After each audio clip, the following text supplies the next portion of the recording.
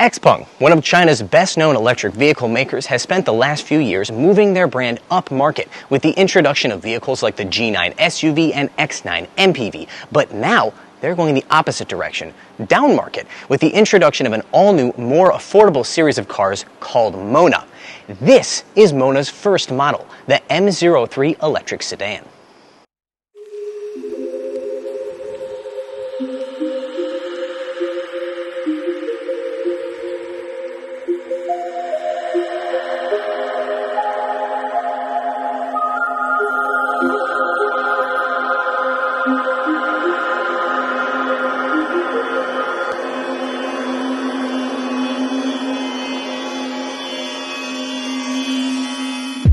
Mona actually began life as an electric vehicle program from China's largest ride-hailing company, Didi. Back in 2023, however, Didi decided it was done trying to develop its own cars and sold their assets and R&D to XPENG, who used it to create Mona. So what started as a purpose-built ride-hailing vehicle became a car that was aimed at private buyers. Mona will likely be spun off into its own separate brand at some point, but for now it is a series within the XPENG brand and will be sold alongside other XPENG models, but at a lower price point. How low? Well, we don't know exactly as of filming. XPENG only tells us that it will be priced between 100 and 150,000 RMB, or 14 to 21,000 US dollars. That puts it in competition with high-selling vehicles like the BYD Qin Plus. When this car debuted, the CEO of XPENG promised that it would be the best-looking sedan priced under 200,000 RMB, or about 30,000 US dollars here in the Chinese car market. All I can say is, design is subjective. This thing definitely looks better in person than it does in photos. But as for whether or not it's beautiful, I will quote another member of the media who was here at this test drive event. They said that the headlights on this car have a lot of personality. I think the overall proportions of this car are quite nice, but there's certain areas where it looks organic, and I don't mean organic in a positive way. I think more organic like tumor-y kind of organic. That's particularly true here on the back end where it bulges out quite a bit. No doubt for practical reasons like ensuring there's plenty of space there in the back for cargo. We'll get to that in a moment though. I want to point out the fact that this car's design, the smooth round shape of it, does have one very big advantage, and that is low drag coefficient. In fact, it's the lowest in the world for a production vehicle at 0.194, and that is only possible because of the round shape. That and some cool tricks like this little winglet here on the D-pillar, which helps to wrap the air around the vehicle.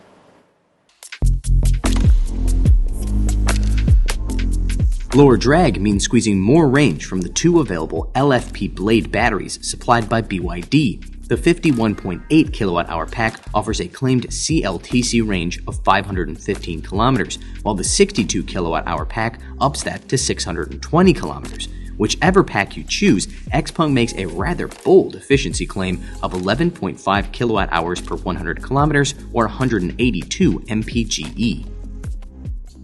Before I pop open this trunk, I want to point something out, and that's the fact that you're not going to find a single Mona badge on the exterior or interior of this car.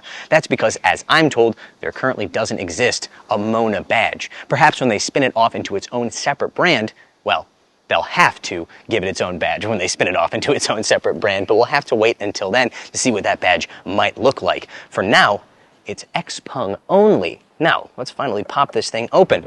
As you can see, it is a true lift-back design which has a lot of advantages, particularly when it comes to space. This thing has 620 liters with the seats up and 1,603 liters when you lay them down. Those are mid-size SUV levels of space. One reason they're able to achieve that is because they use a torsion beam rear suspension as opposed to a multi-link. The advantage there being the torsion beam is much more compact and takes up less interior space, but it remains to be seen whether that results in a more compromised ride. The interior of the M03 does something very interesting, which is take an aesthetic we're used to seeing in more expensive vehicles, say over 30,000 US dollars here in the Chinese car market, and introduce it to a lower price point. What I mean is that unlike a lot of cars at this price point, this car is pretty much bereft of physical buttons except the ones you're going to see over here on the door. Instead, Everything is controlled via this center screen, and it is the only screen in the car. There is no instrument cluster, and there is no heads-up display.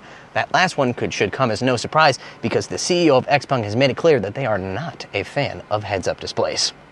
So let's talk about that single screen. It measures 15.6 inches and is powered by a Qualcomm Snapdragon 8155 processor. This is one of the cheapest cars I've ever seen with an 8155, but as most of you will know, the market has kind of moved on to the 8295 processor. According to XPENG, however, they've been able to wring every last bit of performance out of this 8155, so they're able to provide much faster response times and higher resolutions than other cars at this price point. And indeed, the 3D rendering on this screen is super smooth, as you can see with this little car model here. Even more importantly, however, this means they can still offer their surrounding reality. Surrounding reality is how they refer to their ADAS, their Advanced Driver Assistance System display. It not only renders the cars around you, but it also gives you a bird's eye view of the surrounding area of the car. I think it is, even 2 years after its launch, the best of its kind when it comes to ADAS displays. The UI for this 15.6-inch screen is different than any other XPENG model, mostly because it needs to accommodate your driving information up here in the top left, things like your gear selection and your speed. They need to be on the screen at all times. That means when you hit the menu button here, instead of it taking up the entire screen, it just takes up the bottom left. Now, I will say that this thing does have some pretty small fonts, so it's a little hard to use while driving, but XPENG says that they recommend you use their voice command system, which admittedly is very good. They also say that it's possible they could upgrade this in the future through OTA and make the fonts a little bit larger and maybe more legible when driving. Either way, the response times within that menu, as you can see, are lightning fast. This UI also has a couple of interesting functions, some of which are left over from when Didi, remember, that is China's largest ride-hailing service, was involved in developing this car, especially the software. Up here in the top right corner, there are a couple of kind of like games that they would have given to the drivers, because they spend a lot of time in the car, giving them something to do. So the first one up here in the top right, you can see this. This is called Muyu. Muyu was a wooden instrument used by Buddhist monks to keep time when chanting Buddhist scripture. For this car, it's just kind of a thing you can play with when you're sitting in traffic. You hit it, and it makes a sound like a wooden stick hitting a wooden instrument, and it also keeps count with how many times you've hit it. You can also use the mystery nipple, as I call it, by scrolling down to keep hitting it. Definitely don't want to do this when somebody else is in the car because they'll find it very annoying, but I have to admit, if you're stuck in traffic alone, this is kind of relaxing. Even better, however, is the one right underneath of that. If we hit this, this is a couple of little figures here. When you hit the play button, if you follow along with this little head, this is supposed to be used to teach you how to stretch your neck while driving. So the head looks up, I look up, then the head looks down, and then I move my head to the side. It's even telling me, it says voice command. It's like, oh, move your head to the right. That's cool, but you want to know the best one? That would be over here. This is Tigang Yundong. Tigang translates to anus, basically. If you look, when you hit the play button, this little, we'll say peach-shaped, but when I say peach, you know what I mean. It's like, flex your peach. Oh, it's really holding it for a long time. Oh, relax your peach. I have to say, if you were a driver who spent a lot of time in the car, this would actually be pretty good for your health. As it is in a private car, it's just kind of a funny feature to have. The center screen also features what XPENG calls an industry-first music atmosphere map. If you are navigating somewhere while listening to music, an equalizer will appear on the bottom of the screen, and the lyrics to the song will show up on either side of your route. Wow. Finally, this thing also has some multi-touch functions, i.e. you can use different numbers of fingers to achieve different things. So for example, if I take 3 fingers like this and go from left to right, I can open up that menu that I mentioned before or close it. If I do the same thing but from right to left, I open up the large app market that this car has access to. If I take 4 fingers like this, you open up the map, take 4 fingers and push in, you actually exit the map, and If you go from the bottom, you go back to the home screen. As I've already mentioned, the interior aesthetic of this car is very simple. But the thing about simple interiors is that it's kind of hard to then hide any kind of issues when it comes to material qualities because, well, there's just not a lot of patterns going on that you can use to hide it. Luckily for this car, the overall fit and finish and material is quite good, especially considering how cheap it's going to be priced. The only areas that I can find that feel a little bit cheap, well, this plastic on the center console is hard, but at least it's matte colored. The problem is here on the edge, it does feel a little bit sharp. I'd like to see them try and improve the finish on this because honestly, this is the only area in here that genuinely feels a little bit cheap to me. What doesn't feel cheap is the list of available features, which include a wireless charging pad, heated and cooled front seats, and an 18-speaker surround sound audio system. The M03 measures 4.78 meters in length with a wheelbase of 2.815 meters. As a result, rear legroom is no problem. Headroom, however, is at best adequate, thanks mostly to that sloping roofline, which does mostly start to slope behind your head, but still impinges on your headroom just a little bit. That's a common problem in this price category in cars with this particular styling. When it comes to your actual seating position, it's quite decent. The seat bottoms have a good length, and the seat floor, well, it's relatively high, but that's a problem with a ton of EVs. Luckily, you can manage to squeeze your feet underneath the seat in front of you, which allows you to achieve, as I like to say, a pretty comfortable seating position. In terms of features back here, not much to talk about. There is no fold-down center armrest, which is a little bit disappointing, but there is 2 USB Type-C charging ports.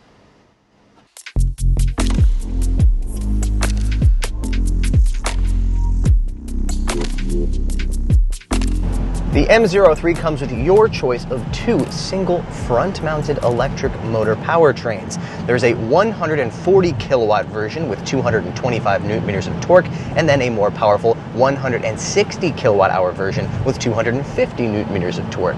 That number puts it somewhere between cars like the BYD Qin Plus and the Deepal SL03. So the Qin Plus only makes around 100 kilowatts, significantly less in this car, but the SL03, while it makes around the same amount of kilowatts, it makes more torque, about 310 newton meters. Either way, the 0 to 100 time of 7.4 seconds is highly competitive in this category. I have to admit, I was a little bit taken aback when I learned that this car had a torsion beam rear suspension.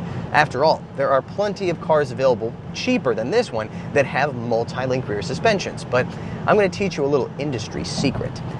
Hardware, like multi-link rear suspensions, is very important to a car's ride, but just as important as hardware is how you tune that hardware. I've driven plenty of vehicles with more advanced multi-link rear suspensions and even air suspensions that didn't really ride that well, and that's because the suspension wasn't tuned properly. Think of it like cutting up a bunch of delicious ingredients and then throwing them into a bowl and handing it to somebody. That's not good enough. You have to cook the ingredients in order to actually make it a delicious dish. I think the M03 is a great example of this phenomenon. On paper, this torsion beam rear suspension probably shouldn't be able to provide the same level of ride quality as a multi-link rear. However, I don't think that most people would be able to tell the difference in actual practice. That includes me, and I've driven hundreds of cars. I do believe that this suspension, perhaps at the limits in terms of going over the largest bumps or taking the fastest corners, might not be able to provide the exact same level of performance as a multi-link, but when it comes to being used as a daily driver, yeah, I don't think anybody's gonna miss those extra links. One of XPENG's defining features as a brand is their driver assistance system called XNGP. It is one of, if not the most advanced driver assistance systems available from any manufacturer, and I should know as I've used all of them at this point. This car, however, does not have that advanced system. It has a slightly less advanced, a level 2 only system with lane keep assist and adaptive cruise control. However, I am told that there will be a Max version of this car that will use their upcoming vision-only system. That is going to debut, however, first on the XPENG P7 Plus later this year.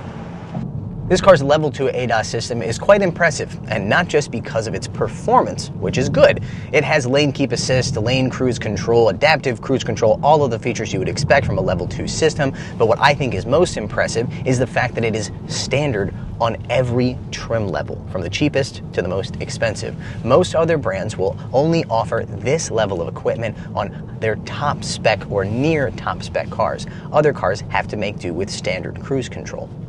One last thing that made me very happy about this system is the fact that just like every other version of XPENG's driver assistance, this one is strict. I love XPENG's driver assistance, and one of the reasons I love it is because they are the strictest in terms of driver monitoring. This little camera here is watching my eye line. The steering wheel is obviously using a torque sensor to make sure that I'm touching it. And then I say they're strict, I mean they only let you look away or take your hands off the wheel for no more than 3, 4, maybe 5 seconds at the most, whereas other systems will allow you to do so for 10, 20, even 30 seconds at a time. At highway speeds, so much can happen in that amount of time. So I think every system should be as strict as this one.